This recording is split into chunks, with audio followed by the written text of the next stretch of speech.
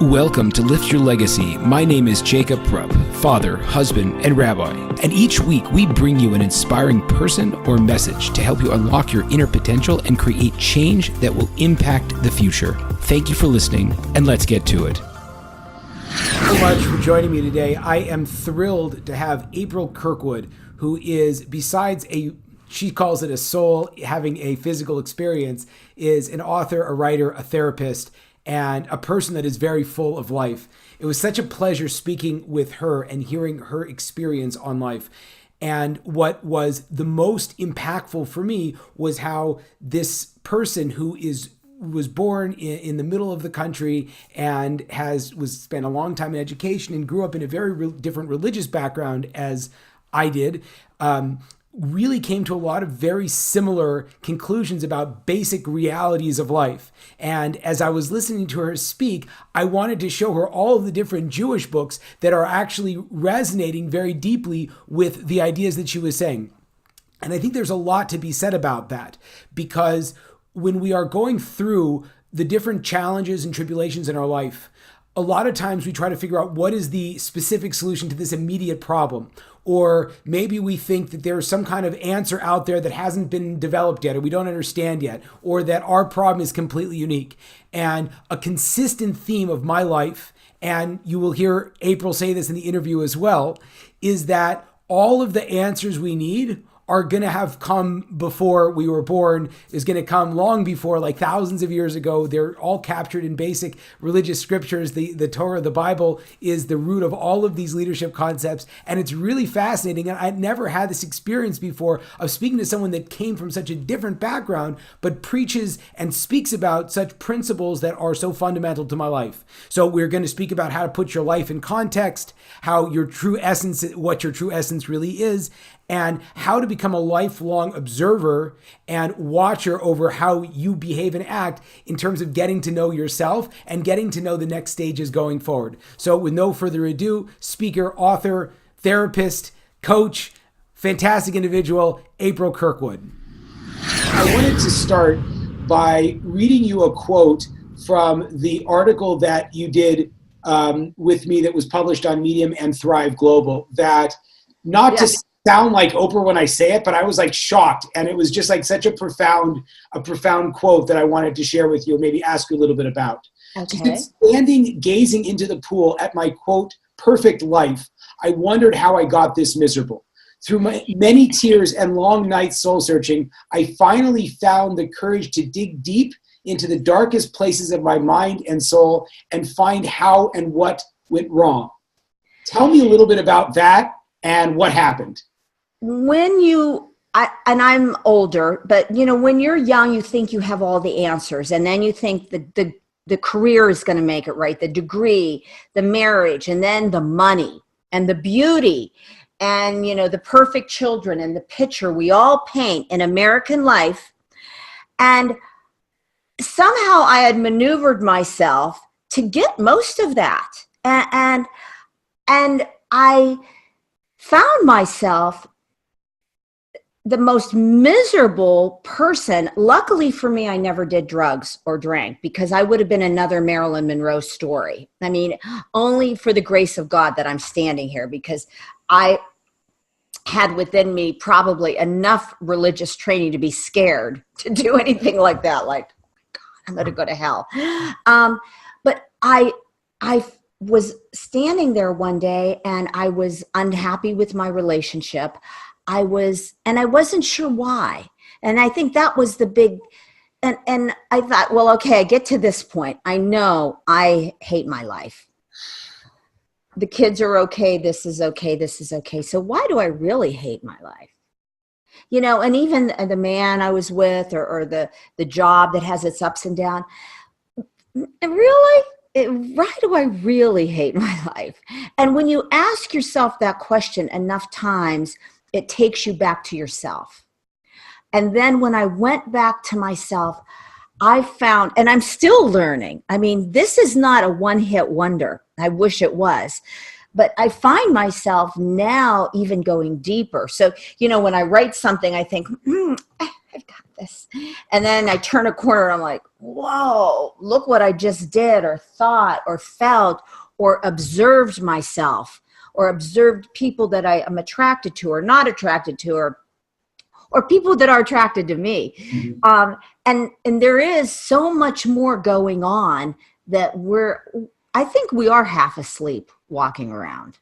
And I think it's because we're scared to death to find out the truth. It's easier to just follow. You know, I got to jump into that. What do you mean scared to death? Like what? I mean, I think some people are they don't trust their own judgment. They're afraid to challenge what they've been told. And since a baby, you know, they're told you're a boy, you're a girl, you're a Christian, you're a Jew, you're Italian, you're robust, you're gorgeous, you're a tomboy. And we integrate all of that into ourselves. And then one day we wake up and we're going, is this even me? Is this who I am? Am I Catholic? Am I Italian? Am I this? Am I Republican? Am I Democrat? My parents are. I was told to do that. And I think the real reason people are afraid to dig deep is because if they don't have that, then who are they? Oh, wow.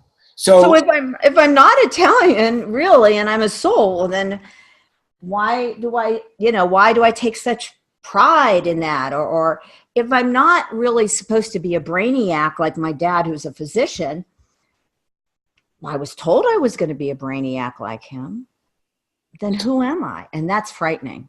It's a terrifying thought that actually it's very interesting because it crosses over into my own religious study and practice, and that is a very fundamental point, is that we are a soul that kind of puts on the garb of, you know, the physical attributes and the different character traits and emotions and everything like that. How do you start to uncover the soul part of you? Okay, so the good part of this, though, and I'll retract to your question. The good part of it is after you get through all of this work that I do with you and some, you know, people, then you come back and go, I know why I was born in Ohio. Thank you. I know why my mother was crazy. Thank you. I know why my father was an absentee father. Now I can go back and visit that and accept it for what it is, and not only what it is, but as part of my master plan. I really believe in synchronicity. I really believe that there's bigger things happening than we even realize. The events of you and I meeting, I don't believe in anything that is haphazard. But going back, so what the beauty of it is, I can go back now and go, well, maybe I was brought to be Italian because maybe I needed to learn to be a little more dedicated to people. You know, maybe my mother was a drug addict because I was going to have a son who had addiction problems, and I was going to have to learn that, and I was going to be a vehicle for that. So, excuse me. There are reasons, but not when you're stuck in them and you identify with them. Now, my whole big thing is start the healing is I detach from myself and I become a watcher. Oh, did you see me freak out? Well, that was really interesting. What would make me freak out at a red light? Because I'm not that late. I'm not going to be late for work, but there's something that bugged the heck out of me. Why do I have to have 3 glasses of wine every night? Why do I get a headache when I pull in the drive? Is it my wife? Is it me? Do I really want kids? Have them. Did I want them? Am I enjoying them? So when you start to become awake, and that takes a lot of bravery and a lot of strength. And we do this through affirmations, through prayer. I really believe in spirit, and I really believe in guidance. And I believe when you're ready, it'll happen. There's no rush, you know. I mean, you know what the Bible in the Old Testament said, you know, to do wrong, to sin, which is to make an error of judgment. It's like heaping coals of fire on your head. I would hope that my story will help others so that they don't have some of the guilt that I have, or some of the misunderstandings that I didn't get until I was 50. Well, how do you, so how does that even work, in the sense that what should there be does a person wait until their life is falling apart, until they're unhappy? When does a person start to uncover the soul? When they start to know truth, and the truth is they are a soul. I think there are people who have great lives. Mm-hmm. And I asked somebody once, why is their life great and mine isn't? And this gentleman said to me, because they got it. You don't have to wait. God loves us so deeply that he will keep, well, if I got to make you fall again, okay, I'm going to give you another chance. And I've read some theories, and this is not based on research, that the first half of your life, we all came here to learn lessons. The first half of your life, you're presented with lessons. The second half of your life, if you did not learn those lessons, they will be reintroduced with you on a more difficult level. And I remember watching Oprah once, and she said, God, I get up every morning and say, please don't teach me that. I don't want to not appreciate my children until something happens. So it's an awareness. And I started, I think, by studying the Course in Miracles. I think I started years ago. I was raised in the church. I don't feel I left my church. I feel I've expanded it. Can I stop you and ask you a little bit about that? Because that's fascinating, because a lot of, you had brought it up earlier about how religious education for you and being involved in your church, it sort of served as enough of a deterrence that you didn't allow your life to go kind of off the rails that perhaps you would have had you not had that kind of structure in your life. On the flip side, clearly you are branching out, like you're saying, expanding your practice. You've brought in a tremendous amount of, clinical knowledge and the studies that you have that is, coming from an outside perspective. So where does this all fit in terms of your religious practice and in terms of the journey you've gone in your life? I think God goes to many temples. Interesting.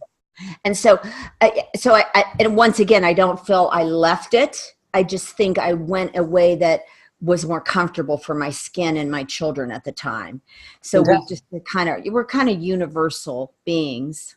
So that's amazing. So what do you feel gives you the most guidance when it comes to your therapy and your coaching practice, and as you kind of go through on a day-to-day life, do you feel like there's a massive convergence of the clinical side and the coaching side and then the religious side and all these kind of practicing side? How do you see that? Yeah, I wrote an article for somebody else, and it just came out and I was talking about the church. Oh Lord. And I was saying how my mother would cry every Sunday at church, sobbing, going to the altar, asking for forgiveness for her sins, blah, blah, blah. And it never helped her mental health. She came home just as distraught because she was mentally ill. She had a personality disorder. So I think we're on the verge, and I hate that phrase, the new age or whatever, but I think there is a convergence. And also the flip side of that, there's going to be more separation. When I was young, everybody was pretty good. We had some bad kids and we had some good kids. But, we did stuff once in a while, like toilet paper to house or something. But now the kids seem to be, and the government is, you're seeing it, and religious. Half of the things we all argue about is just silly. It's just silly. To me, love is the most important thing. And if you really love, and in my church, the way I was brought up in a very strict Pentecostal background, the thing I missed was not loving myself. Forgive 7 times 7 times 7, love, love, love, love, love, love. But nobody said love yourself. and I don't know if it was the cultural times of the women. You know, in the book, I talk about that period of time when women were really, the birth control pill just came out and people were struggling with being able to make choices. And I think in history too, you'll see like the Me Too movement, it went way this way. You know, first it was men controlled everything. And then now the women are cussing them out and want to castrate them and put them on, you know, the top of a Manhattan building and just kill them. I think that's probably the process of coming back to balance. Yeah, it's very interesting you said that. The verse in the Bible that says, you know, love your neighbor as yourself, the whole principle of being able to do that is that you have to love yourself. And you're right that as so many of these, you know, the movements in the extreme, I was thinking about that concept as well. As it's like you were saying also, and it's very hard. I think maybe I'll just, you know, come right out and say it's very hard for me as I'm a rabbi and a coach and the different components of what I do. And I always really hope that I'm like over whatever I talk about, you know, and it's great because like in the world of writing a book, you know what I'm saying? It's like you write the book and then you publish the book and then it's like, well, obviously he's got it figured out. But in the like the real time world that we're in, it's like now actually, you know, I wrote a great article about that, you know, 6 months ago and I had that figured out. Now I'm whatever it is compulsively eating again or whatever it is. I can't get out of it. So you're right that there is that feedback loop. I do think creates a lot of extremes and that we all have to go to like these crazy levels to define how are we, you know.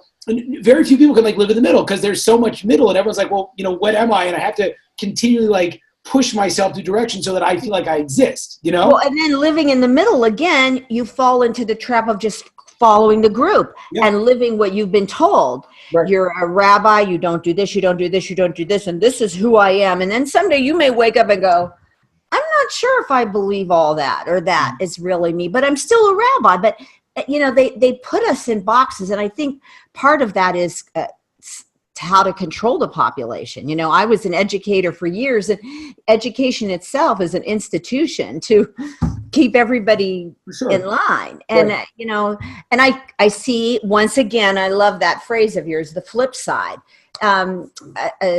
A psychiatrist friend of mine said to me, now remember, your greatest strengths can become your greatest weakness. With kids even, we teach them, and I'm the same way. I have a new grandbaby. I want her to be beautiful. I'm like, why? I mean, and then I think to myself, oh my God, how about if she's not? Right. No, but I'm like, and I want her to be spiritual. I'm thinking, how about if she's not? I mean, what would I do with that? How would I approach a little person in my life that God has brought into my life who could be an actual opposite of me in every way? And would I give her space with love, but with good boundaries? And, you know, and we could talk about this stuff forever. I would just like to get people on the right track.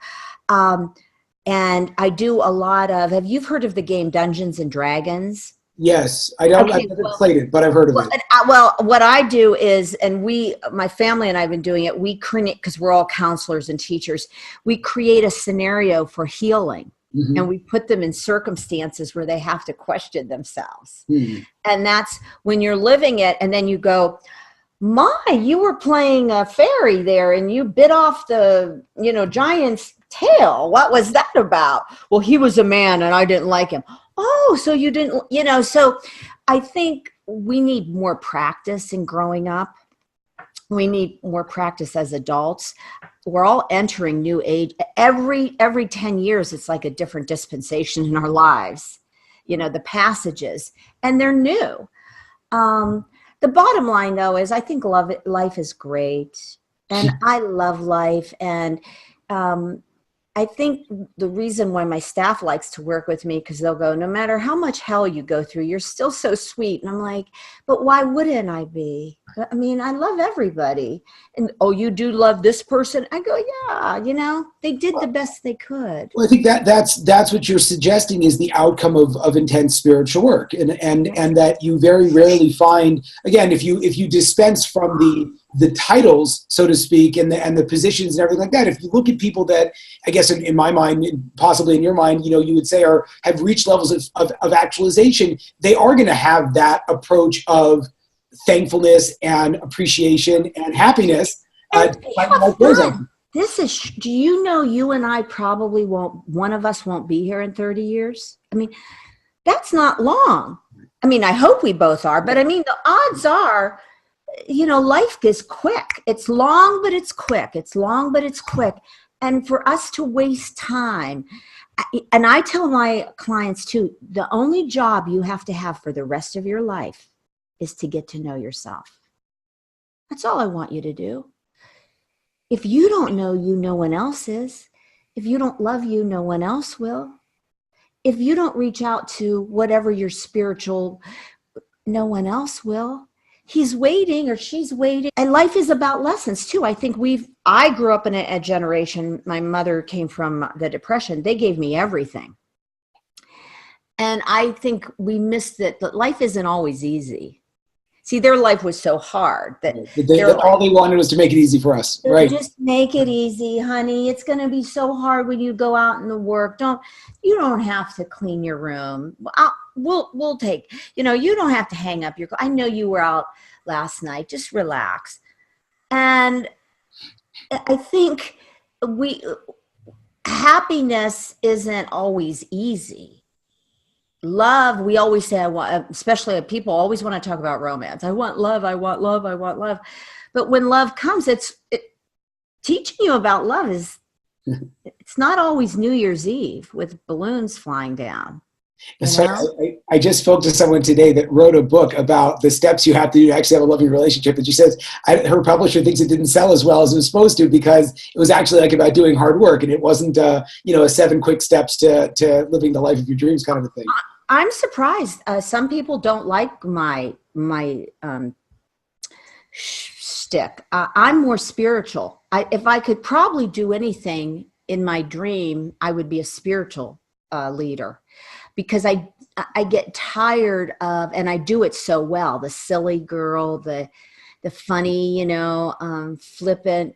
But that's just fun. It's just because I'm bored. My real core is let's get down to work here, because we have lives who are being destroyed. And what we don't realize, and I'm sure you do, is everyone we meet affects what we do, affects everyone. I've had people say, you're my idol, or I really, I believe in everything you say, you've changed my life. But we all can do that. Everybody has a great story.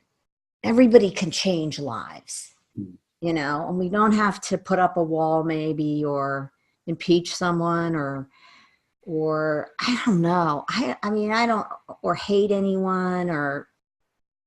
So so it's an interesting question then. And I think this cycles back to the ever deepening sense of knowing yourself better. Is why do you fall back on, and maybe if it's a weird question, I'll ask you, I can put it back on myself, but we all have that, we want to fall back on those. You said like the flippant, like fun, or for me, it could be that I try to come off like a tough guy or whatever it is. And why do you fall back on that? You know what I mean? It's easy and it's safe. Okay. Because if you don't like her, my Marilyn Monroe self, I'll say, then you really didn't actually know me at all. Okay, you didn't really know me at all anyhow, so screw it. That's why women have affairs with married men. They're never coming. Tell me more about that. Well, like women who and men who go after people who are unavailable, even emotionally unavailable. Doesn't have to be literally married. I mean, this is really wide. It's because they know they're never really going to come. So they can never really be rejected because they weren't coming. It's a crazy. We're scared. Right. We're all walking around with doom and gloom, like I'm not worthy. I'm not enough. I'm old, I'm fat, I'm short, I'm poor, that's why plastic surgery is, finish that. So what? So then they're walking around wanting that kind of, they're so insecure Right. And so then if someone would actually say, no, I love you, I want to be with you, then they're like, oh my God, no, I don't know what to do. Or like, what is it? No, they would be like, no, you don't. I don't even like you. No, you don't really do. No. But the guy who, or the girl who, or the relationship that gives you a rough time, number one, it's exciting. It keeps you on your toes. You don't have to think about yourself. The chase is on, and you know they're unavailable. So you know you can't lose because you already lost. I mean, now this is on a deep level. There's so many so many great quotes. You're awesome. Keep going. What do you mean?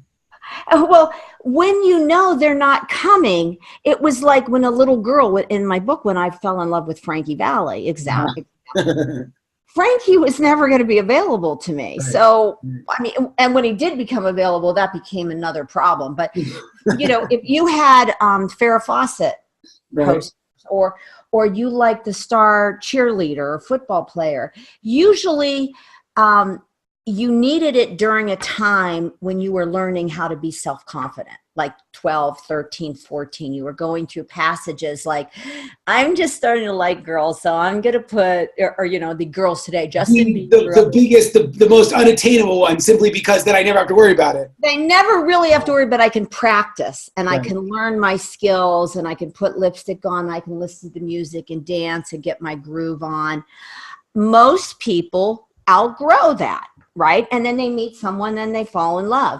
But some people, whether they have. Can I ask you a question about that? I'm so sorry to cut you off. Do people ever actually outgrow that? Because what I see and what I think, and I'm sure this is endemic in me and a lot of the stuff that I do, is that while we might have accepted that is not what's going to happen, whatever it might be. I don't want to say the cheerleader or the football player, whatever it might be, but whatever, you know, a lot of times we fantasize in completely impractical terms as children. And then, you know, when you start to put put together, I remember the first time, like, wow, the house I grew up with, like in California, like with that's actually pretty expensive. And like three cars. Like, so how do people ever really grow out of their fantasies? Should they grow out of their fantasies? I think Sigmund Freud was right. And I think childhood is damn important. And I think I'm still back there. I mean, when I even go to my healing meditation, or I do a meditation with somebody, I go back there. You know how you can become somebody else in high school you were a nerd, and you become somebody significant or that is socially acceptable. But when you go back to that class reunion, you're right back at the nerd. Right. And you're like, what happened? I'm not that. But I think as a mental health counselor, don't put this on tape because I don't want to hurt anybody. Okay. Once you're an alcoholic, you're always an alcoholic. You just don't drink.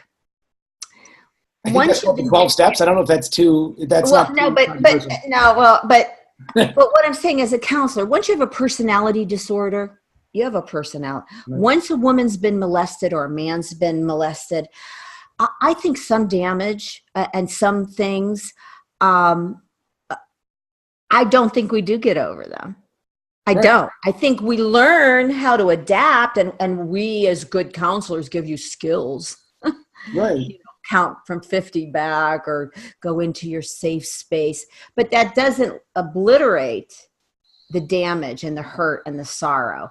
And the only thing that does that a little bit for me that I've seen and with my own life is a real spiritual awakening. And that's why, like, I always talk about the Trinity, but when I'm talking about the spiritual awakening, and I've only had it a glimpse, I'm talking about the real awakening that we all, hope to attain, that maybe we have in moments when we're writing and all that. That was divine intervention. I didn't even write this. I mean, where did this, who's helping me here? And I think that's our goal in life, to walk a closer light to ourselves. And our true self is love and light. And the longer we could do that, I think the more we can get healed. But do I think most people do it? Do I do it all the time? No. Do I wish I did? Yeah. But when you're aware and you're awake, and that's the beauty of this, you can become more alert. Like, oh God, I just did it, and then you can change it. I mean, awareness is healing. Awareness is a wakefulness, but you can't just be aware in a session and then go back to your normal life. For sure. It's, it's so interesting. My wife had like a week of like this tremendous inspiration, and we're in a lot of ways, we're very different. And That's good. yeah, no, it's great. So I would never do what I'm about to tell you that she did, but she kept saying like, I need to journal this because I know I'm only in a period of inspiration right now. And for me, I've been like, oh, fantastic. My life's changed. I'm going to go do all these kinds of things. But you're 100% right that I guess the experience of being, I don't want to call it enlightened, but the experience of being in whatever flow state, whatever you want. Connected, plugged in. Yeah, plugged in. We get plugged in at moments. And that's when moments, when your baby is sick and has a fever of 103 and you automatically, a first-time mother, know how to put them in cool water. We have these moments, and everyone does, but we just don't think of them, as that. Or, gee, I was going to work and I was going to make a left. Thank God I didn't. There was a crash down there and I made a right. But you had that. But we diminish ourselves. Right. And you can even speak to that as a, because certainly from a religious perspective, that makes a lot of sense. But you can back that up from a clinical component also. Yeah, because from a clinical, actually, I think most people suffer from low self-esteem, low self-worth, and depression. Okay. I think we are going so fast. I think we are becoming dumber every day only because of the technology that's coming in.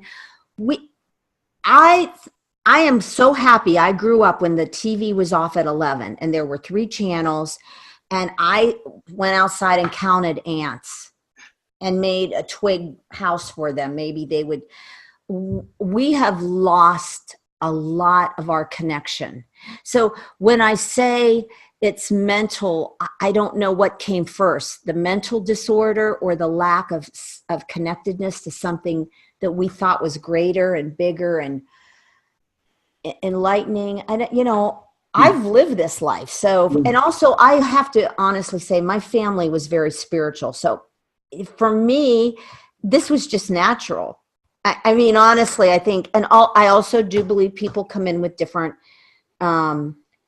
characteristics and different traits. I don't understand geometry, but I can do other things, and also I came in with really a love for life.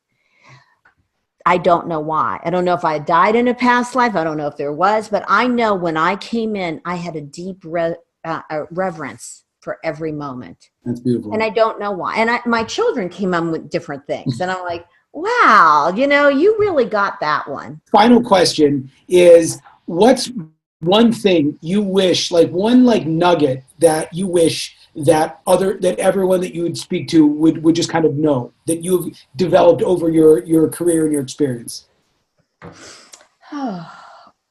You are more loved than you know. And there are loved, or you are more love with a D? You are more loved than you know. And that there are no mistakes in the universe. Your life is in a mysterious, magnificent plan. And if we can work it out and figure out what that is, then wham, bam, thank you, ma'am, you're on go. And that's part of the test of life. We get brought in, and sometimes we don't know what's happening as children. And sometimes our perceptions are even incorrect. Like you said, I looked at my parents' house, didn't think it was great. Then I came back and said, wow, that was pretty nice. Yeah, right. You don't know. But I think life is about love. You are loved, and you are here for a reason. I have a lot of points. There are no mistakes in the universe, and it's possible to start again. If you can put your feet on the ground in the morning and face the sunshine, there's a chance for us. And my real hope is that they get this before I did, so that they don't walk away with, I have regrets. And and it's okay. I'm all right, but it is what it is. It is what it is, and I can't make it go away. And I can just take that information with me and make my life better. Beautiful. Okay, I'm turning this off. Okay. Hang on. No, 1 second. I'm stopping recording. There you have it, folks, another inspiring episode. If you enjoyed this, I ask you to please share this with your friends and to like us over on Rabbi Rupp through Facebook or on YouTube. And the more that we're able to get these important messages out, the more that we can really make an impact in the world. So I encourage you, please, to stay tuned. We have a ton of amazing speakers coming up, and also to tell your friends about it. Thank you very much.